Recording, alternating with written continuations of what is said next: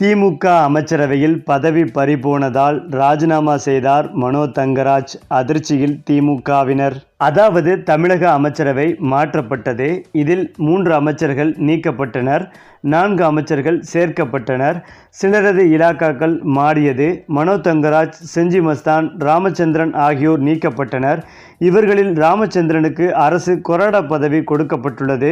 அதேபோல் அரசு கொறடா பதவியை வகித்து வந்த கோவிசெழியனுக்கு உயர்கல்வித்துறை அமைச்சர் பதவி கொடுக்கப்பட்டுள்ளது. இவர்களில் செஞ்சி மஸ்தான் நீக்கப்பட்டது எல்லோரும் எதிர்பார்த்த ஒன்றுதான். மேலும் அவருடைய குடும்பத்தினர் தலையீடு இருந்ததாக பலமுறை புகார்கள் எழுந்தது.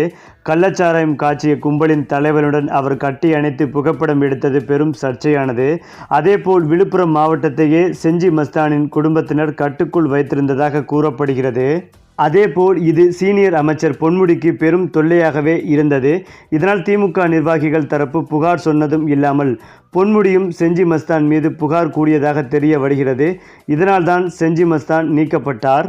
ஆனால் மனோ தங்கராஜை பொறுத்தமட்டில் ஆவடி எம்எல்ஏ SM நாசருக்கு பதிலாக நியமிக்கப்பட்டார். அவருடைய மாற்றம் ஏன் என்ற கேள்வியும் எழுந்தது.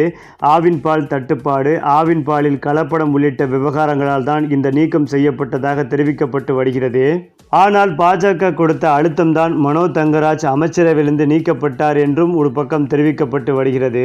அதே நேரத்தில் அமைச்சரவையில் இருந்து மனோ தங்கராஜை நீக்கியதற்கு ஒரு சில காரணங்கள் கூறப்பட்டு வருகின்றன.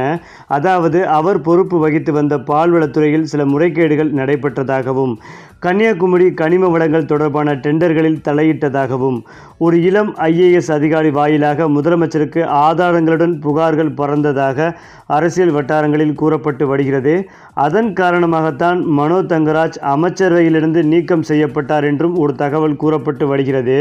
மேலும் மனோ தங்கராஜ் இது குறித்து தன்னுடைய எக்ஸ்தல பக்கத்தில் பதிவிட்டதாவது, தான் பொறுப்பு வகித்திருந்த துறைகள் பற்றியும் அதில் மேற்கொள்ளப்பட்ட நடவடிக்கைகள் மூலமாக உருவான முன்னேற்றங்கள் பற்றியும் குறிப்பிட்டு பேசியிருந்தார். இதுநாள் வரையில் இல்லாமல் தற்போது அமைச்சரவை மாற்றத்திற்கு பிறகான இந்த எக்ஸ்தல பதிவு அரசியல் வட்டாரங்களில் பல்வேறு யூகங்களை கிளப்பி வருகிறது. இந்த நிலையில்தான் அமைச்சரவையில் தனக்கு பதவி பறிபோனதால் சக அமைச்சர்களிடம் இதை கூறி வருத்தப்பட்டதாகவும், சக அமைச்சர்கள் அவருக்கு ஆறுதல் கூடியதாகவும் ஒரு தகவல் சொல்லப்பட்டு வருகிறது. ஆனால் இது குறித்து முதலமைச்சர் ஸ்டாலின் அவர்கள் தரப்பில் விசாரித்த போது தற்போது வரை மனோ தங்கராஜ் நல்ல அமைச்சராகத்தான் இருந்துள்ளார். அடுத்த அமைச்சரவை மாற்றத்தில் அவருக்கு முக்கியமான துறைகள் ஒதுக்கப்படும் என்று ஸ்டாலின் நம்பகத்தகுந்த வட்டாரத்திலிருந்து தற்போது தகவல்கள் சொல்லப்பட்டு வருகிறது. ஆனால் இந்த தகவலை தெரிந்து கொள்ளாமல் மனோ தங்கராஜ் வருத்தப்பட்டு திமுகவிலிருந்து விலக முடிவெடுத்துள்ளதாகவும் ஒரு தகவல் சொல்லப்பட்டு வருகிறது. ஆனால் இது குறித்த அதிகாரப்பூர்வ தகவல்கள் எதுவும் வெளிவரவில்லை என்றாலும் சமூக வலைதளங்களில் இதை பற்றி அதிகம் பேசப்பட்டு வருகிறது.